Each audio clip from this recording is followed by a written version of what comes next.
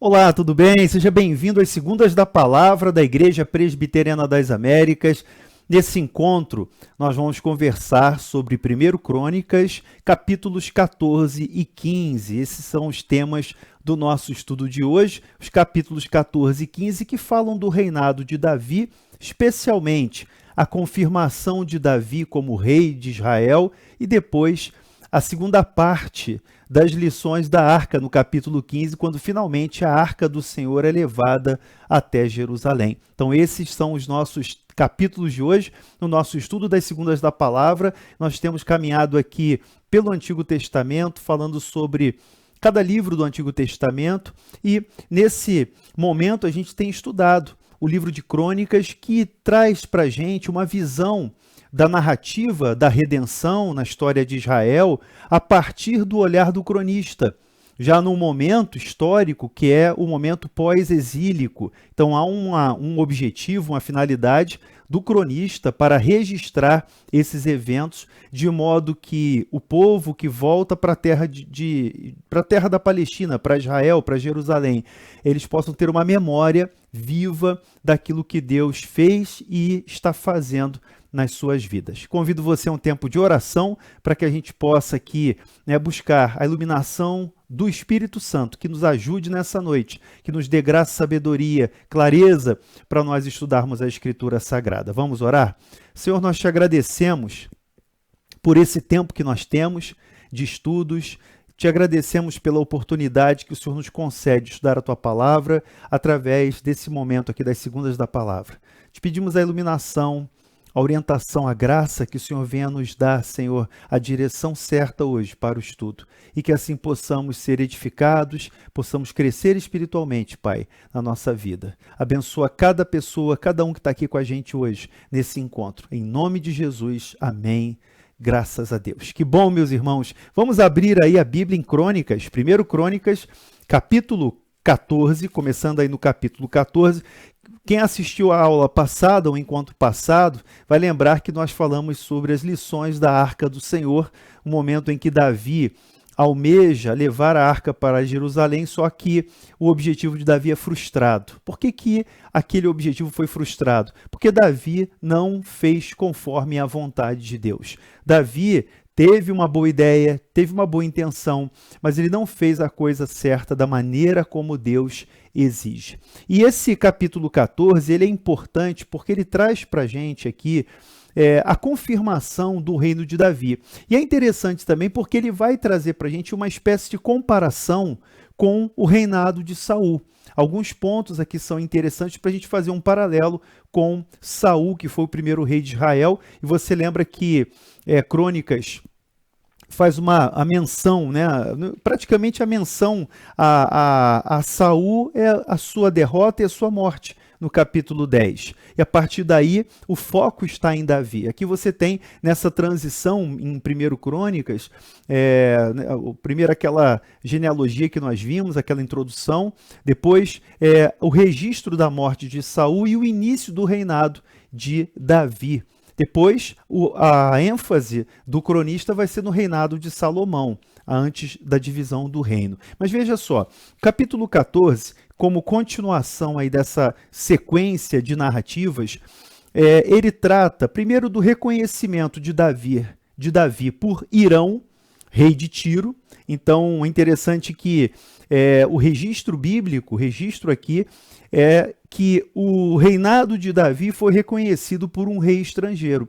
E mais do que isso, Hirão, ele é responsável por mandar suprimentos, por mandar os elementos que são necessários para a construção do templo, que era um objetivo de Davi. Então, o capítulo 14 diz assim: Então Hirão, rei de Tiro, mandou mensageiros a Davi, e madeira de cedro, e pedreiros, e carpinteiros para lhe edificarem uma casa. Então, esse presente de Hirão é uma manifestação da confirmação do reinado de Davi, um reconhecimento, uma espécie de reconhecimento internacional.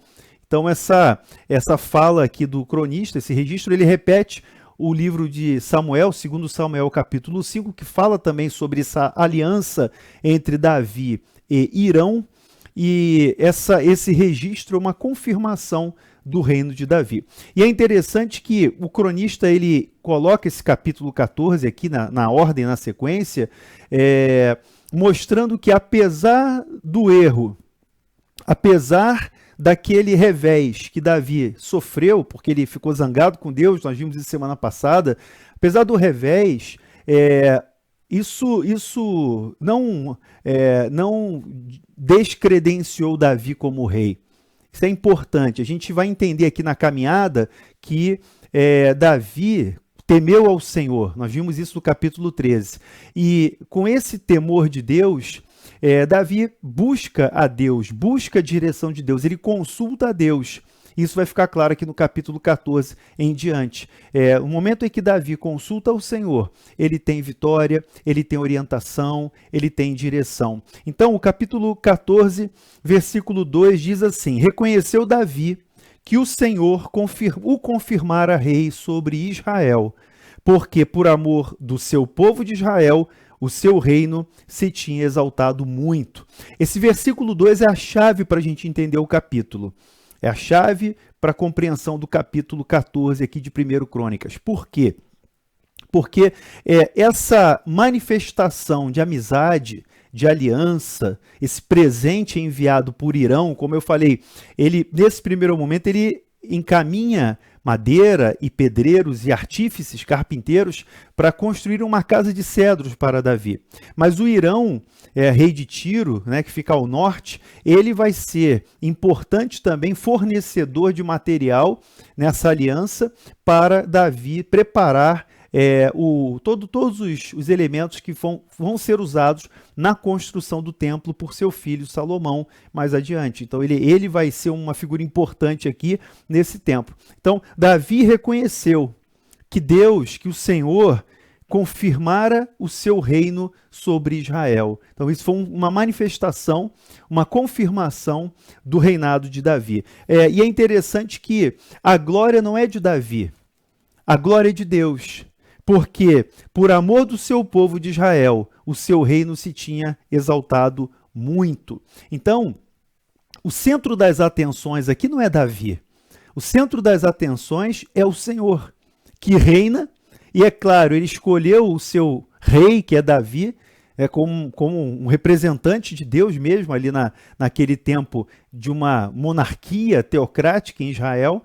Então, esse elemento de confirmação é fundamental. E Davi enxerga que a ação do rei de Tiro, na verdade, é uma confirmação da aprovação de Deus quanto ao seu reinado. Então, esse é o início do capítulo 14. Na sequência, o texto fala sobre os filhos de Davi, que nasceram em Jerusalém. Então ele tem uma lista de filhos aqui, fica registrado, né, que Davi ele teve filhos com diversas mulheres, ele já tinha casado com Abigail, Mical não lhe deu filhos, Mical, que era filha de Saul, não lhe deu filhos. Você vai ver isso no capítulo 15, o que vai acontecer. Eu já falei sobre Mical aqui numa outra ocasião, quando Saul quis matar Davi, encaminhou ali uns soldados para cercar a sua casa, e Mical o protegeu, na verdade. Mical colocou ali um boneco, uma estátua na cama, e enganou ali os mensageiros de Saul. Eles não conseguiram prender Davi, Davi conseguiu fugir naquela ocasião. Davi era casado com Mical, ele recebeu Mical como esposa, foi dada por Saul a ele, mas o relacionamento deles, você vai ver no capítulo 15, passa por um estremecimento por causa de uma atitude de Mical. A gente vai conversar sobre isso daqui a pouquinho, e aí você vai compreender, né, a aplicação. Mas vamos lá. Na sequência do capítulo 14, nós temos as batalhas de Davi contra os filisteus. Então, Davi derrota os filisteus. Ouvindo, pois, os filisteus, diz o versículo 8 do capítulo 14 de 1 Crônicas. Ouvindo, pois, os filisteus que Davi fora ungido rei sobre todo Israel, subiram todos para prender Davi. ouvindo-o Davi, saiu contra eles. Então, os filisteus que sempre, nesse período aqui da história, são uma ameaça, são uma oposição a Israel. No tempo de Saul, sempre houve guerra contra os filisteus, e agora, com a ascensão de Davi ao trono, eles também querem se opor. Lembrando que já houve ocasião, você vai lembrar lá do livro de Samuel, em que Davi foi obrigado a se refugiar em Gate.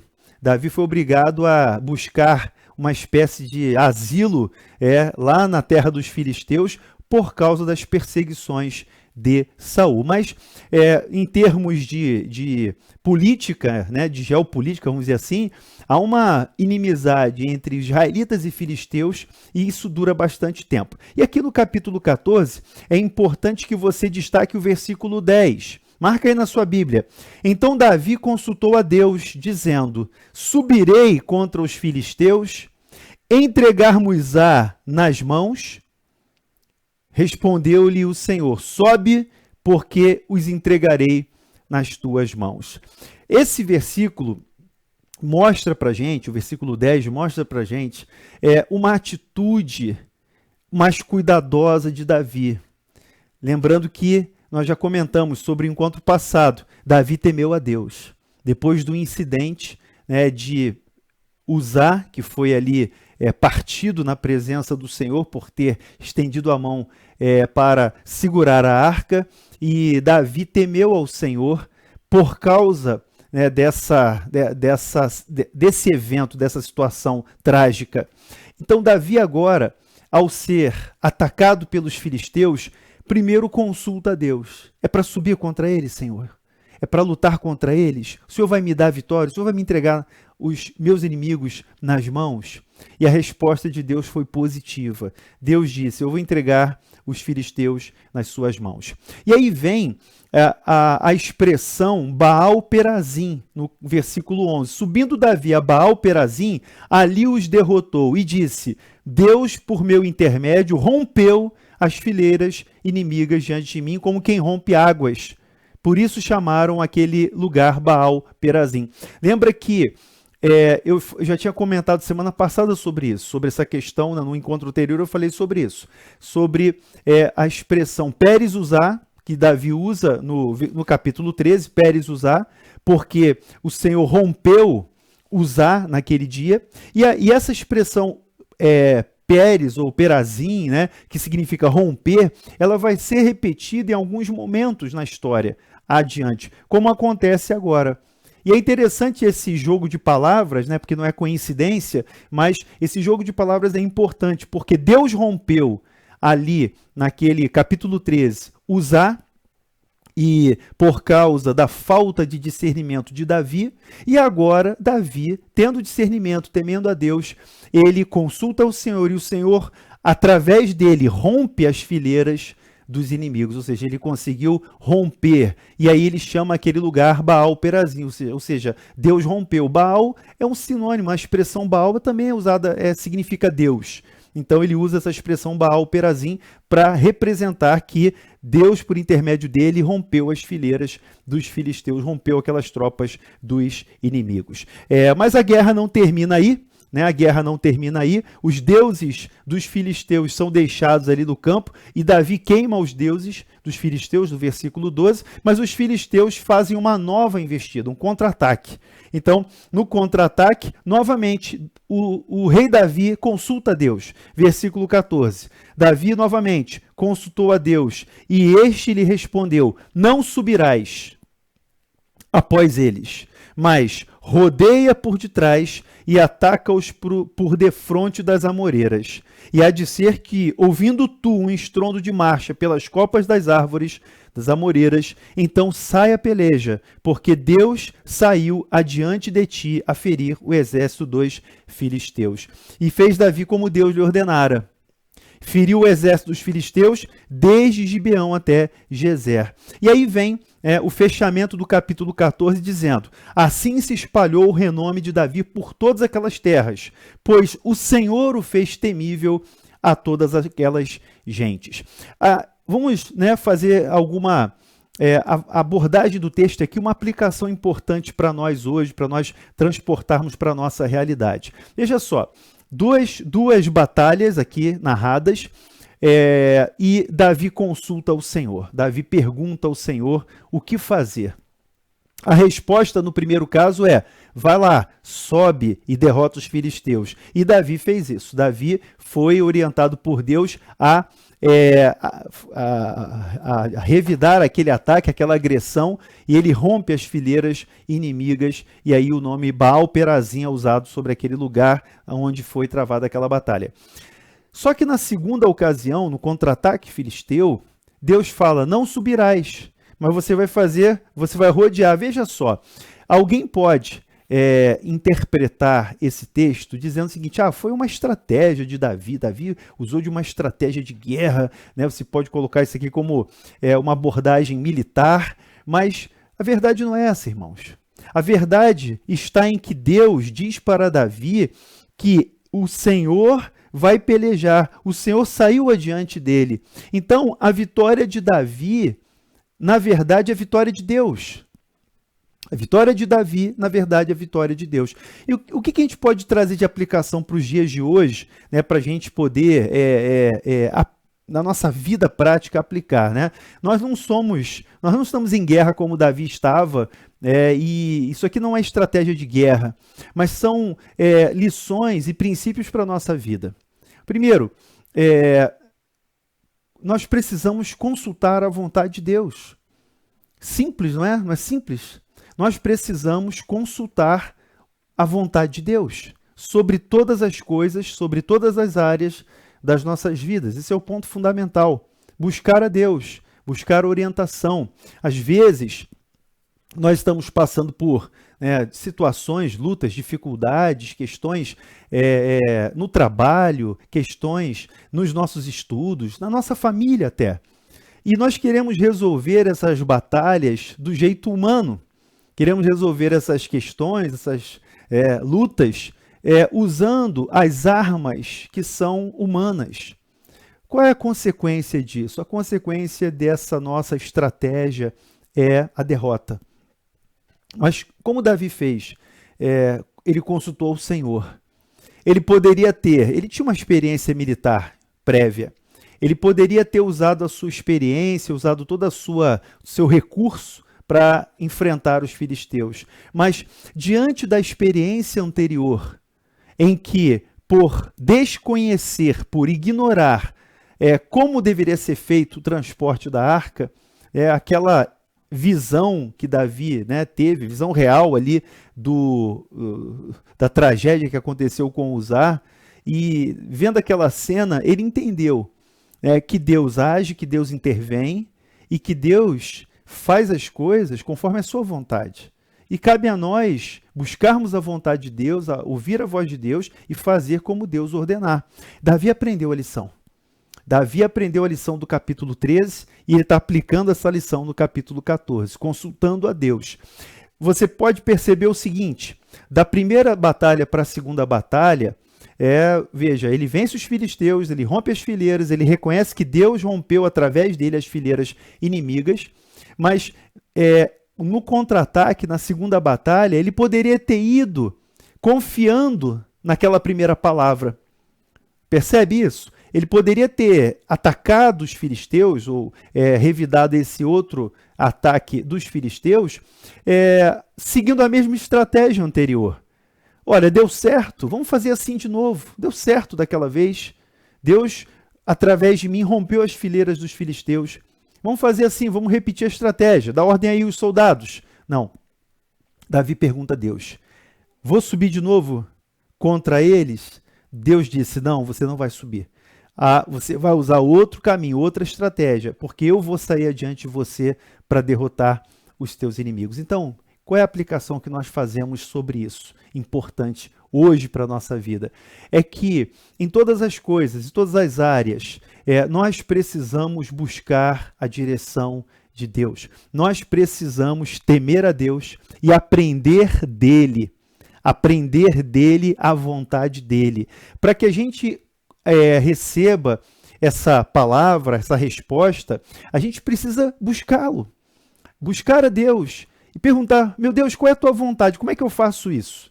Senhor, me ajuda a fazer esse trabalho, me ajuda a desenvolver esse ministério que o Senhor tem colocado em minhas mãos. Me dá graça, Senhor, me dá ajuda, me dá sabedoria. Isso foi o que Davi fez. Nós não podemos repetir as mesmas estratégias achando que automaticamente vai dar certo, porque deu certo na vez anterior. Não, nós precisamos ter, é claro, disciplina, estratégia, tudo preparado, planejado, mas precisamos buscar saber qual é a vontade do Senhor. Eu quero fazer um paralelo, vem comigo para Efésios, vamos lá, a carta aos Efésios, vem comigo para o Novo Testamento, eu quero fazer um paralelo aqui com o Novo Testamento, Efésios, capítulo, deixa eu abrir aqui, carta de Paulo aos Efésios, ele diz assim no capítulo 4, tá? Ele diz assim no capítulo 4, aqui 4, versículo... Capítulo 4, a partir do versículo 17, tá? Efésios, capítulo 4, a partir do versículo 17. Eu leio com vocês. Isso, portanto, digo, do Senhor testifico, que não mais andeis como também andam os gentios, na vaidade dos seus próprios pensamentos. Efésios 4, 17. Na vaidade dos seus próprios pensamentos, obscurecidos de entendimento, alheios à vida de Deus, por causa da ignorância em que vivem, pela dureza do seu coração, os quais, tendo se tornado insensíveis, se entregaram à dissolução para com avidez cometerem toda sorte de impureza. E aí Paulo diz, mas não foi assim que aprendestes a Cristo. Versículo 20. Se é que de fato tendes ouvido e foste instruídos nele, segundo é a vontade de Deus. Segundo é a verdade em Jesus, no sentido de que, quanto ao trato passado, vos despojeis do velho homem, que se corrompe segundo as concupiscências do engano, e vos renoveis no espírito, no vosso entendimento. Vos revistais do novo homem, criado segundo Deus, em justiça e retidão, procedentes da verdade. Então, Paulo, ele fala sobre essa experiência, essa relação que nós, como filhos de Deus, precisamos ter com o Senhor, operando-se na nossa vida uma renovação do entendimento, como ele coloca aqui no versículo 23, vos renoveis no espírito do vosso entendimento. E precisamos nos revestir desse novo homem. Que novo homem é esse? É a nova criação, segundo Deus, que procede de Deus, a nova criação, dentro da verdade e da justiça de Deus. Um pouco mais à frente, eu vou pular para o capítulo 5 agora, de Efésios, eu queria que você lesse comigo, quando o apóstolo Paulo diz que, lá no versículo 17, 5:17 agora de Efésios ainda, por essa razão não vos torneis insensatos, mas procurai compreender qual a vontade do Senhor. Veja, não vos torneis insensatos, mas procurai compreender qual a vontade do Senhor. Então, Paulo fala sobre esse tema, aqui na carta aos Efésios, sobre o caminhar cristão, que deve ser segundo a vontade de Deus, segundo a palavra de Deus, segundo a orientação de Deus, e ele fala dessa questão, para nós não andarmos como gentios na vaidade dos seus próprios pensamentos, mas que haja uma renovação da nossa mente, uma renovação do nosso entendimento, segundo a nova criação, de modo que a gente busque saber a vontade do Senhor. Aí eu pulei para o versículo 17 do capítulo 5, quando ele diz, não vos torneis insensatos. Olha, eu vou parafrasear aqui o apóstolo Paulo para dizer o seguinte, quando nós vivemos uma vida apressada, corrida, e nós não consultamos, nós não buscamos conhecer a vontade do Senhor, ou compreender a vontade do Senhor, nós agimos como insensatos. E a insensatez foi a marca de Saul. O capítulo 14 de 1 Crônicas, e a gente volta para o texto de 1 Crônicas capítulo 14, ele é importante para fazer uma comparação sobre a aceitação de Davi, a confirmação do reinado de Davi, essa postura de Davi, buscando saber a vontade de Deus, pedindo orientação de Deus para a correta estratégia que ele deveria usar, em contraste com a insensatez de Saul. Não dá tempo da gente fazer agora a recapitulação, mas você tem as aulas anteriores, lá em 1 Samuel, você tem a história do reinado de Saul, e você vai ver que Saul cada vez mais se distancia de Deus. Cada vez mais Saul vai se achando suficiente, bastante, e fazendo ali fazendo as coisas como ele bem entendia, a ponto de ele se antecipar e oferecer o sacrifício no lugar de Samuel, a ponto de ele desrespeitar a ordem de Deus expressa, a pretexto de oferecer sacrifícios a Deus, a ponto de Saul, quando não ouvia mais a voz de Deus e oprimido por um espírito maligno, ali uma opressão maligna, ele foi à busca, depois da morte de Samuel, ele foi à busca de uma pitonisa para tentar ali se comunicar, achando que se comunicaria com os mortos através daquela necromante. E aí é a manifestação do afastamento, da derrocada de Saul como rei, como alguém que foi rejeitado por Deus. O contraste está aqui no capítulo 14. Davi começa seu reinado e a história vai mostrando. Isso aqui é apenas uma parte da história. O relato aqui é uma parte da história. Mas ele mostra que Davi busca a vontade de Deus, consulta a Deus, procura saber a vontade de Deus para poder agir. Então, fazendo paralelo com Efésios, e aí nós lemos o capítulo 4 e o versículo 17 do capítulo 5. Nós não podemos ser insensatos, irmãos. Nós não podemos ser insensatos. Nós precisamos buscar compreender a vontade do Senhor. Como é que se faz isso? Isso se faz através da palavra de Deus. Você, através da Escritura Sagrada, através da palavra de Deus, você vai aprender, você vai compreender qual é a vontade de Deus. O estudo constante, sistemático, a leitura, a disciplina, que a gente tem feito aqui todas as semanas, aos domingos na Escola da Palavra, as mensagens pregadas na nossa igreja, e a gente tem procurado trazer a palavra de Deus que sirva de orientação para as nossas vidas, para que a gente não erre, para que a gente não peque contra Deus, para que a gente siga a vontade do Senhor. Então, esse é o primeiro ponto. Vamos ao capítulo 15 agora e vamos para a história, agora sim, da subida da arca para Jerusalém. Você lembra que no capítulo 13, que nós estudamos no encontro anterior, Davi ficou muito frustrado, ficou zangado, desgostoso com Deus, mas Davi temeu a Deus. E Davi então procurou saber, o capítulo 14 já mostrou isso para a gente nas batalhas, mas agora Davi procura saber a vontade de Deus com respeito à arca.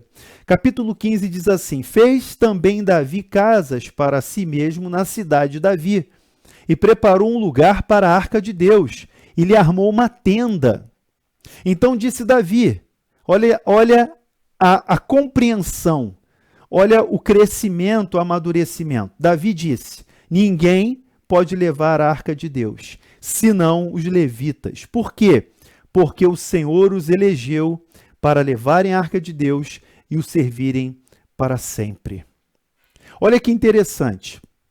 Davi, que tinha ficado desgostoso, Davi, que no final do capítulo 13 temeu a Deus, deixou a arca na casa do Obed, Edom, o Geteu, a arca fica na casa de Obed, e enquanto isso, nesse tempo, ficou por 3 meses, a arca passa 3 meses na casa de Obed. Você sabe que foi o tema lá do finalzinho do nosso encontro passado, como Deus abençoou Obed, nesse ínterim, nesses 3 meses, porque Deus abençoou a Obed, a sua casa e seus descendentes, e todos os seus criados. Por quê? Porque a arca foi tratada com temor, com santa reverência, e assim ele foi abençoado. Então Davi entendeu a lição. Davi entendeu que ninguém pode levar a arca de Deus, senão os levitas, porque Deus escolheu os levitas para levar a arca. E aí, o texto vai mostrar aqui no versículo 3 que Davi reuniu a todo Israel em Jerusalém para fazerem subir a arca do Senhor ao seu lugar que ele tinha preparado, ou seja, uma tenda. É importante destacar que o tabernáculo de Davi é diferente do tabernáculo de Moisés. É curioso, porque lá no tabernáculo de Moisés, e isso já foi tema de estudo aqui nas Segundas da Palavra, você lembra disso com o reverendo Homer, foi falado sobre o tabernáculo, a estrutura do tabernáculo. No tabernáculo de Moisés também havia uma tenda, e aquela tenda tinha uma divisão interna, ela tinha a divisão do lugar santo e do santo dos santos. E lá de fora da tenda, o lugar chamado átrio. Então havia uma parte externa chamada átrio, era cercada, e uma tenda, que era o tabernáculo. Dentro do tabernáculo, dessa tenda, nós tínhamos o lugar santo e o lugar santíssimo, o santo dos santos. Onde ficava a arca da aliança, ficava no santo dos santos. O que é importante nós compreendermos? Que o tabernáculo de Davi era simplesmente uma tenda. Não era igual ao tabernáculo de Moisés. O tabernáculo de Davi era mais simples. Isso tem um significado importante, e eu queria que você viajasse comigo para o Novo Testamento, para Atos capítulo 15. Vamos lá comigo, Atos capítulo 15. E aí você vai ver uma fala interessante de Tiago.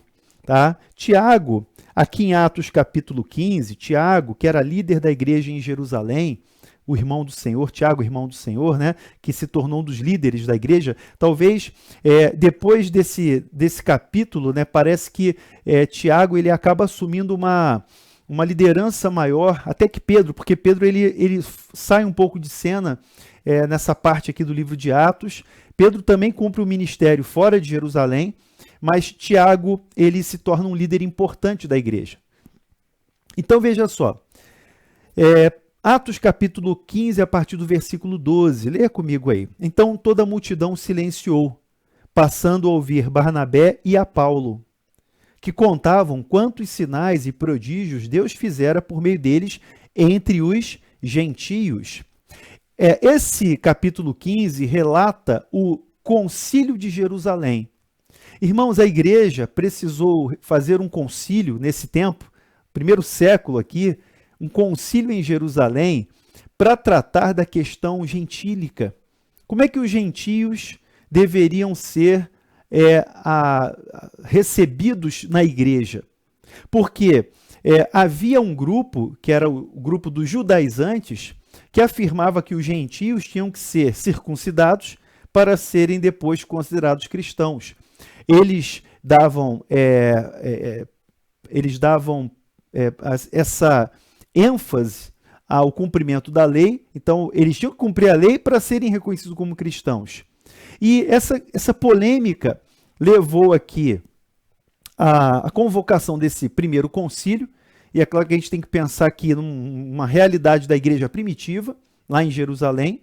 Paulo e Barnabé tiveram a oportunidade de testemunhar o que estava acontecendo entre os gentios. Então, versículo 13, depois que eles terminaram, falou Tiago dizendo: irmãos, atentai nas minhas palavras. Expôs Simão como Deus primeiramente visitou os gentios, a fim de constituir dentre eles um povo para o seu nome. Você lembra do momento em que Pedro vai à casa do centurião. O centurião, que era gentio, e Pedro tem uma visão dos animais, e ele vai até a casa do centurião, e a família, as pessoas ali naquela casa, elas são convertidas pelo Senhor, elas recebem o Espírito Santo. Então, Tiago lembra desse evento. E ele diz assim: conferem com isso as palavras dos profetas como está escrito.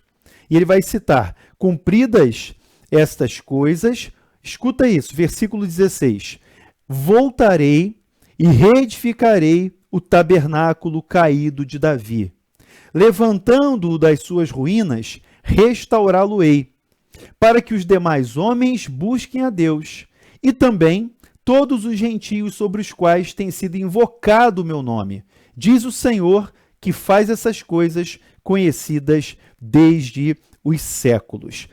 A palavra de Tiago é a menção ao livro de Amós, capítulo 9, versículos 11 e 12. Profeta Amós, você vai encontrar lá no Antigo Testamento. Vamos lá? Lá no Antigo Testamento, o profeta Amós, ele é classificado, né, como um dos profetas menores. Então, vamos lá, Jonas, voltando aqui, Amós, né? Amós, capítulo 9, versículos 11 e 12, tá? O que Tiago cita é o texto de Amós. Naquele dia levantarei o tabernáculo caído de Davi, repararei as suas brechas, levantando das suas ruínas, restaurá-lo-ei como fora nos dias da antiguidade, para que possuam o restante de Edom e todas as nações que são chamadas pelo meu nome, diz o Senhor que faz essas coisas. Então, por que é importante essa viagem histórica, né? Nós fomos lá em Atos, no Novo Testamento, e nós lemos que a questão gentílica é resolvida com a citação do profeta Amós. E o cerne da questão é a restauração do tabernáculo caído de Davi. Interessante, né? E aí, aqui no texto de 1 Crônicas, capítulo 15, nós temos o registro de que Davi fez uma tenda. Ou seja, Davi mandou construir uma tenda, um tabernáculo, uma tenda, um tabernáculo, que ficasse ali em Jerusalém para receber a arca. O tabernáculo de Davi não é idêntico ao tabernáculo de Moisés. Ele é simples, ele é aberto, ele é acessível, ele é também aberto para todas as nações, é aberto para todos os povos. Eu queria que você voltasse comigo aqui em Crônicas, no capítulo 14, volta um pouquinho só, 14 e 17. Eu já li esse versículo, eu quero que você leia de novo. Assim se espalhou o renome de Davi por todas aquelas terras, pois o Senhor o fez temível a todas aquelas gentes. Então, quando o texto fala de gentes, terras, ele está falando de pessoas fora de Israel. Nós vimos no encontro passado que Obed-Edom era geteu, ou seja, ele era originário de Gate, ele era filisteu. A gente vai ver aqui na história, na narrativa da redenção, aqui em Crônicas, a importância desse registro do tabernáculo de Davi e fazendo paralelo para o Novo Testamento, que esse tabernáculo de Davi sendo aberto, sendo ele acessível a todas as gentes, a todas as nações, ele aponta para a graça de Deus, ele aponta para a misericórdia do Senhor, ele aponta para o Deus que acolhe, para o Deus que recebe, inclusive o estrangeiro. Então, isso é a manifestação da graça. Davi entendeu isso. Davi reuniu todo Israel para fazerem subir a arca do Senhor da maneira como Deus havia estabelecido. Então, eu queria que você guardasse esse paralelo.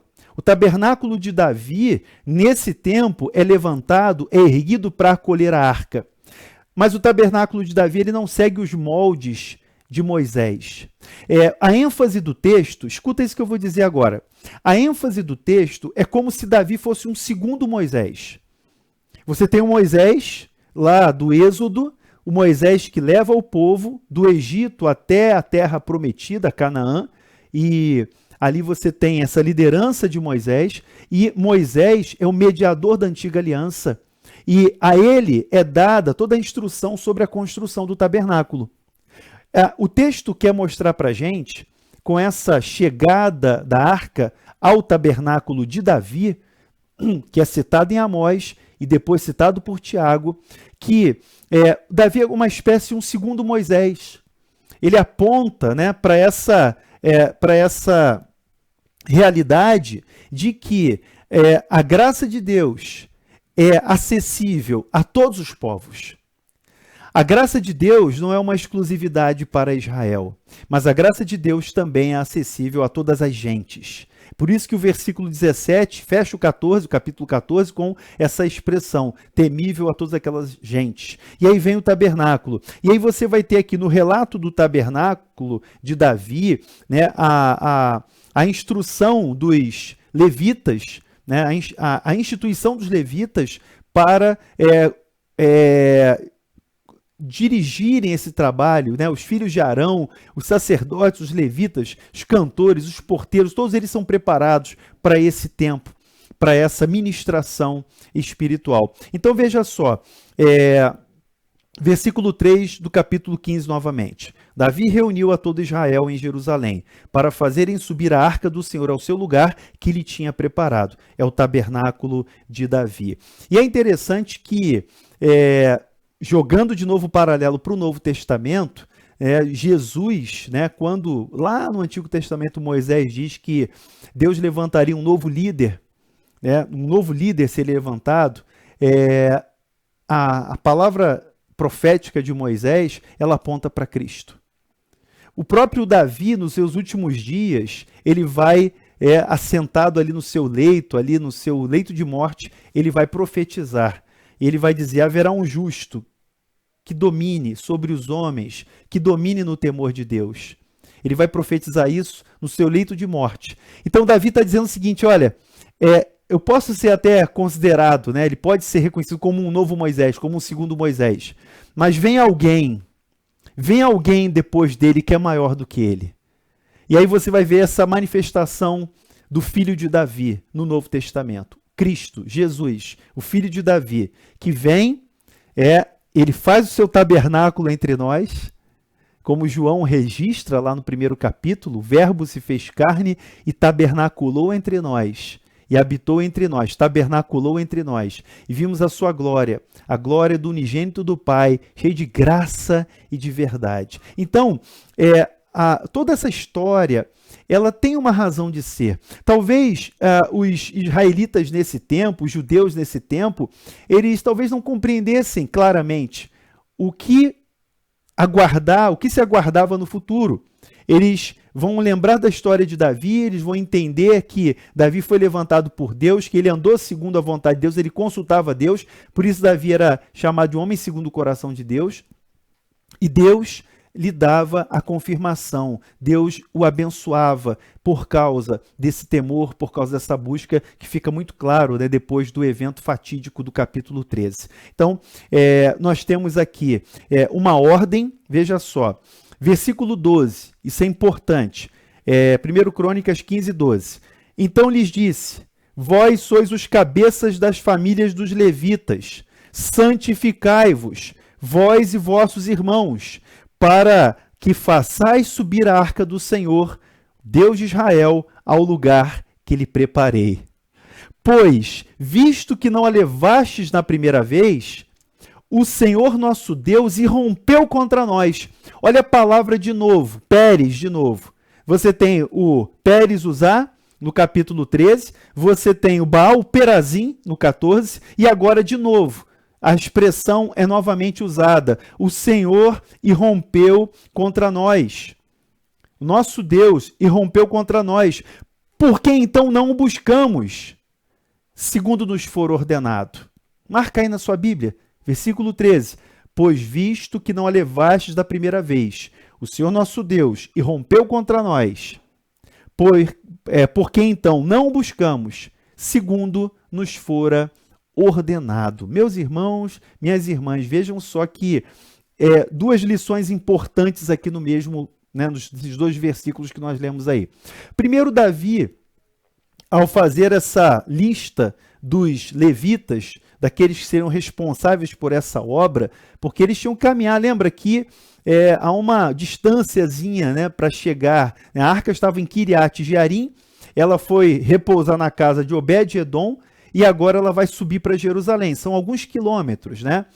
Kiriat Jearim para Jerusalém eram 12 quilômetros. Então, a arca está em algum lugar aí, na casa de Obed-Edom, entre Kiriat Jearim e Jerusalém. Então, nessa caminhada, haveria um revezamento dos levitas, né? Carregando a arca que era feita de madeira e revestida de ouro, pesada. Então, os levitas, com as varas, carregariam aquela arca até subir a Jerusalém. Então, o que é importante aqui? Davi entendeu a lição, Davi aprendeu a lição, e a primeira ordem é para que o povo se santifique. Isso me faz lembrar um pouco da história de Josué. Josué, ele diz para o povo, né, lá no início do livro de Josué, ele vai dizer: santificai-vos, porque amanhã o Senhor fará grandes coisas no meio de vós. Santificai-vos, porque amanhã o Senhor fará grandes coisas no meio de vós. Então, essa ordem de santificação é fundamental para nós como povo de Deus, para mim e para você. A santificação é fundamental nas nossas vidas. Se você quer servir a Deus, se você quer experimentar grandes coisas com Deus, a ordem de Deus é claríssima para a gente. É santificação. Vamos viajar para o Novo Testamento novamente? Para você entender que isso não é coisa só do Antigo Testamento. Primeiro aos Tessalonicenses, capítulo 4, versículo 3. Primeira aos Tessalonicenses, capítulo 4, versículo 3. Paulo escreve aos Tessalonicenses e é interessante que a igreja, lá no início, no início aqui da carta, Paulo elogia a igreja. Ele elogia a igreja dizendo que esses irmãos eles viraram referência para toda aquela região, porque aqueles irmãos eles abraçaram o evangelho, eles viviam uma vida santa, buscando a Deus, mas Paulo insiste, ele diz assim no capítulo 4, pois essa é a vontade de Deus, a vossa santificação, que vos abstenhais da prostituição. Veja, esta é a vontade de Deus. Marcelo, qual é a vontade de Deus? Para mim e para você, a vossa santificação. Deus tem uma vontade, né, clara, expressa, que é a nossa santificação. Então, o processo da santificação é interessante porque quem nos santifica é o Senhor. Mas há uma ordem, mas há um imperativo de santificar. Então você santifica, você busca, você separa, você consagra, você se dedica ao Senhor, você busca a Deus, você evita o mal, como ele coloca, que vos abstenhais da prostituição. Aqui no cenário dos Tessalonicenses, que eram gentios, e havia, né, nesse período aqui da história, como há hoje também, né, uma liberação sexual, prostituição, e diversas ações nessa área específica, né, de impureza sexual, dominavam ali o cenário da cultura greco-romana, o que não é diferente hoje. Então, Paulo vai tratar dessa questão aqui no capítulo 4, 1 Tessalonicenses 4:3, e ele vai falar isso novamente lá no capítulo 5. No capítulo 5 ele vai dizer o seguinte, olha só como é que na santificação Deus opera, Deus santifica, mas primeiro Paulo diz, essa é a vontade de Deus para vocês, a santificação. 1 Tessalonicenses 5:23, o mesmo Deus da paz vos santifique em tudo, e o vosso espírito e alma e corpo sejam conservados íntegros e irrepreensíveis na vinda do nosso Senhor Jesus Cristo. E aí ele completa dizendo, fiel é o que vos chama, o qual também o fará. A bênção, meus irmãos, é que aquele que nos chama à santificação também é quem opera em nós a santificação. Aquele que nos chama à santificação e nos ordena a santificação é quem faz isso. Fiel é o que vos chama, o qual também o fará. O mesmo Deus da paz vos santifique em tudo. Então, essa é a vontade de Deus para nós, a santificação. E o Deus da paz nos santifica em tudo. E Ele é fiel para fazer isso. Então veja, nesse ponto existe uma sinergia. Nesse ponto existe uma cooperação em relação à santificação. De eu separar o precioso do vil. a minha atitude, a minha escolha como cristão, e eu falo isso como cristão, para mim e para você, a postura que nós devemos adotar é de buscar a santificação, o crescimento, a maturidade espiritual e nos abster daquilo que nos separa de Deus. Aqui na época, para os Tessalonicenses, a questão era impureza, prostituição, essas questões sexuais que não mudaram hoje. Não mudaram hoje. Mas tudo aquilo que nos afasta de Deus, tudo aquilo que nos desvia do caminho do Senhor, tudo aquilo que nos torna, de alguma maneira, impuros, isso deve ser abandonado, isso deve ser afastado de nós. E a prioridade é buscar a santificação. Então, Davi determina aos líderes que eles se santifiquem e também as suas famílias que se santifiquem para que eles possam carregar a arca do Senhor. E a segunda lição aqui do texto é que eles não levaram a arca. Davi compreendeu isso. Nós não levamos a arca da outra vez. E por isso que aconteceu aquela tragédia. Davi está dizendo, vamos fazer a coisa certa. Nós não buscamos a Deus segundo nos for ordenado. Então, ele fala, vamos fazer da maneira certa agora. Eu aprendi a lição. Vamos corrigir. Vamos arrumar a casa. Vamos corrigir o rumo. Vamos buscar ao Senhor e vamos compreender a sua vontade para fazer a coisa certa da maneira certa. É isso que Davi nos ensina. Versículos 14 e 15. Santificaram-se, pois, os sacerdotes e levitas para fazerem subir a arca do Senhor, Deus de Israel. Primeiro, os levitas se separaram, se santificaram.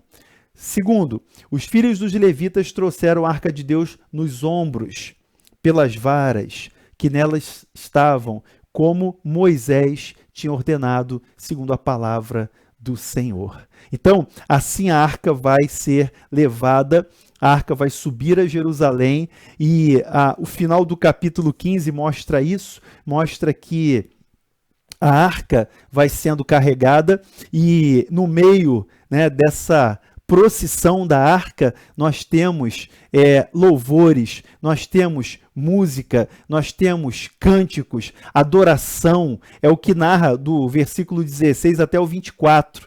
Então, a arca é levada da casa de Obed-Edom, ela é levada ao som dos louvores, dos altos louvores em Israel. E Davi, versículo 27, deixa eu voltar só um pouquinho, Vamos para o 25, versículo 25 do capítulo 15. Foram Davi, os anciãos de Israel, os capitães de milhares, para fazerem subir com alegria a arca da aliança do Senhor, da casa de Obed-Edom. Tendo Deus ajudado os levitas, viu? Tendo Deus ajudado os levitas que levavam a arca da aliança do Senhor, ofereceram em sacrifício 7 novilhos e 7 carneiros. Importante. A arca é carregada com alegria. Deus ajuda os levitas. Eu já falei na semana passada que a gente não precisa mais fazer esse tipo de procissão. A gente não precisa mais fazer esse tipo de cerimônia. A gente não precisa entrar na igreja, no templo, carregando arca, tocando chofar, fazendo toda essa encenação, porque isso está superado, irmãos. Mas o que fica de princípio para a gente sobre esse relato bíblico? Primeiro, que nós devemos servir ao Senhor com alegria. É o que diz o Salmo, quando ele diz, celebrai a Deus, celebrai com júbilo ao Senhor, servir ao Senhor com alegria. Então, para você servir a Deus, o serviço de Deus, a obra de Deus, quando nós servimos ao Senhor, primeiro nós devemos fazer isso com alegria. A obra de Deus não é um peso. A obra de Deus para a gente não é uma coisa pesada. A gente não pode encarar o serviço a Deus como uma mera obrigação. Lá vou eu agora, estou escalado para fazer isso, aquilo e tal. Ai, que coisa. Não, a obra de Deus é feita com alegria. Segundo, Deus ajuda os levitas a carregarem a arca. Então, se você serve a Deus e você faz isso com alegria, saiba que Deus renova as suas forças, que Deus te ajuda, que Deus te fortalece, que Deus te dá graça para cumprir o ministério, para cumprir o chamado, para fazer a vontade dele. Então, 2 elementos fundamentais: servir ao Senhor com alegria. A arca pesa. Os levitas se revezaram nesses quilômetros carregando a arca. Um trabalho difícil, né? Tem a subida, tem montanha para descer, montanha para subir, mas o Senhor ajudou os levitas que levavam a arca. O Senhor ajuda, o Senhor é que esforça as nossas mãos, como diz Neemias, a oração de Neemias, lá no livro de Neemias ele registra, né, como se fosse um diário, e ele fala, Senhor, esforça as nossas mãos, fortalece as nossas mãos. Queridos, Deus, ele precisa ser servido com alegria. O nosso serviço a Deus é um serviço alegre. Nós fazemos com alegria, com prazer diante do Senhor. Mesmo aquelas tarefas que parecem ser tão banais, mas vamos fazer tudo com alegria para Deus. E sabendo que Deus nos ajuda. Sabendo que Deus é que nos dá graça, condição para nós fazermos a vontade de Deus. Vamos seguir. Davi, versículo 27. Davi é vestido com um manto de linho fino, como também todos os levitas que levavam a arca e os cantores. Ou seja, Davi, ele se despe das suas roupas reais e ele se veste como um levita. Ele está ali no meio do povo, vestido de um manto de linho, como os levitas que levavam a arca e os cantores. E Davi vestia também uma estola sacerdotal de linho. É interessante, né? Fazendo de novo o paralelo com Saul. Saul, no seu tempo, ele se antecipa pela demora de Samuel e ele se antecipa para fazer o sacrifício, precipitadamente. Davi aqui, quando sobe junto com os levitas para encaminhar a arca até a tenda, o tabernáculo, ele se veste como um deles. Ele está no meio dos levitas, vestido de uma estola de linho e vestido de um manto de linho e uma estola sacerdotal, de maneira que ele também oferece a Deus sacrifícios de louvor. Ele também oferece a Deus ali esses sacrifícios, como foram citados aqui, 7 novilhos, 7 carneiros. E assim, versículo 28, todo Israel fez subir com júbilo a arca da aliança do Senhor, ao som de clarins, de trombetas e de símbolos, fazendo ressoar alaúdes e harpas. Mas o capítulo 15 termina com uma notícia ruim. Olha o que acontece. 29. Ao entrar a arca da aliança do Senhor na cidade de Davi, Mical, filha de Saul, mulher de Davi, Mical, mulher de Davi, filha de Saul, estava olhando pela janela e vendo o rei Davi dançando e folgando, o desprezou no seu coração. Que interessante, né? Como é que o cronista ele termina aqui a narrativa do capítulo 15. Depois do capítulo 16 a gente vai continuar na próxima semana, mas ele vai registrar que em toda essa festa, a esposa de Davi, que era filha de Saul, Mical, ela no coração despreza Davi. Eu não vou entrar aqui no mérito dos motivos de Mical, mas o fato, depois você vai ver que existe um complemento dessa história, que Mical acaba se tornando estéril por causa disso, e ela repreende Davi, dizendo que ele, como um qualquer, como um vagabundo, estava ali dançando no meio do povo, e Davi responde para ela, olha, se eu estava dançando, era na presença de Deus. Mas, sem entrar muito, eu não vou entrar nesse detalhe, isso não está no registro, está em outro livro, né, em Samuel, mas eu queria que a gente guardasse esse alerta final. Né? Por quê? Porque muitas vezes nós seremos alvos de críticas, nós seremos alvos de falas maliciosas, de desprezo, por estarmos fazendo a obra do Senhor. Muitas vezes as pessoas vão dizer assim, que desperdício isso, hein, Marcelo? Isso é um desperdício, fazer isso para Deus.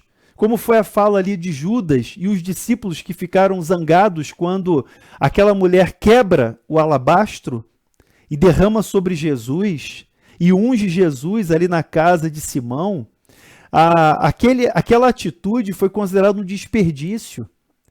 Que desperdício! Esse dinheiro poderia ser usado para os pobres.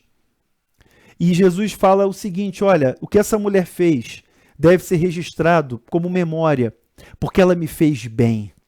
Ela me fez bem. Meus irmãos, minhas irmãs, Davi dançava com todas as suas forças diante do Senhor. Essa cena, que aqui está bem resumida, né? O texto que você vai encontrar o paralelo, você pode ler no dever de casa, 2 Samuel capítulo 6, tá? 2 Samuel capítulo 6, versículos 16, 20 e 22. Você vai ver isso lá em Samuel, 2 Samuel. E aí, o que eu quero deixar aqui para finalizar registrado é que quando você faz a obra de Deus, quando você serve a Deus, quando você se santifica, quando você, entre aspas, carrega a arca, quando você se dispõe a honrar a Deus, é natural que você seja desprezado. É natural que você seja vilipendiado, muitas vezes. É que palavras e atitudes aconteçam desprezando o chamado que você tem, o ministério que você tem, o trabalho, o serviço que você presta a Deus, para tirar aquela alegria. Davi fala, né, quando o povo, né, Davi, quando o povo, os levitas vão trazer a arca, ele fala para eles se santificarem, e essa santificação gerou alegria. O serviço de Deus gera alegria para a gente, não gera tristeza. Mas quem não compreende isso vai desprezar. Mas veja, o ponto fundamental é esse, que não está registrado o texto, está em 2 Samuel, que você vai ler em casa aí.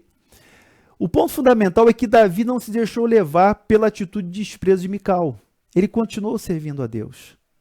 E aqui, mais uma vez, o contraste. O cronista usa a expressão filha de Saul. Ele não fala esposa de Davi, ele fala filha de Saul. Porque o objetivo do cronista é, mais uma vez, fazer o contraste entre o que foi Saul e o que foi Davi.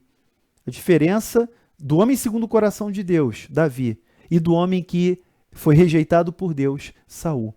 E o que nós tiramos desse texto, irmãos, como lição? O que esse texto ensina para a gente, né? Ele ensina que, primeiro, quem confirma a gente é Deus. Você não depende da confirmação de nenhum homem. Você não depende da confirmação das pessoas, do aplauso das pessoas, para saber que você foi chamado por Deus, que você serve a Deus. Segunda lição, para nós servirmos a Deus, nós devemos nos santificar. A santificação, como nós vimos, é a vontade de Deus para nós. Nós devemos procurar conhecer a vontade de Deus. Nós devemos, como Davi, aprender as lições e fazer a coisa certa, da maneira certa, como Deus quer. Nós aprendemos do texto também que nós devemos servir ao Senhor com alegria, que nós devemos, em santidade, servir a Deus com alegria. E Deus nos ajuda. Assim como ele ajudou os levitas, Deus nos ajuda no serviço. Deus faz a nossa carga, que é pesada, se tornar leve. É como se Deus estivesse ali carregando com os levitas a arca. Assim Deus faz também na nossa vida. Ele nos renova, Ele nos sustenta, Ele nos ajuda, Ele esforça as nossas mãos. E por último, a última lição é que quando nós servimos a Deus, muitas vezes nós somos desprezados. Mas eu quero dizer o seguinte para você, para mim e para você. Nós não precisamos da aprovação, do aplauso. Nós não precisamos da chancela humana para termos a convicção de que nós estamos fazendo a vontade de Deus. No nosso caminho, muitos vão se levantar para nos desprezar. Naquilo que Deus tem para você e para mim. Muitos vão se levantar para desprezar. Mas entenda muito bem a vontade de Deus para a sua vida. Se você compreender a vontade de Deus para a sua vida, como nós lemos em Efésios, como nós vimos em Tessalonicenses, e aqui como nós vimos em Crônicas. Se você compreende a vontade de Deus para a sua vida, você descansa em Deus. Você segue adiante. Você segue servindo ao Senhor. Que Deus abençoe a sua vida. Deus abençoe a sua família, a sua casa. Que Deus seja conosco. E Até o nosso próximo encontro das Segundas da Palavra da Igreja Presbiteriana das Américas. Tchau, tchau. Até a próxima segunda. Deus abençoe sua vida. Tchau, tchau.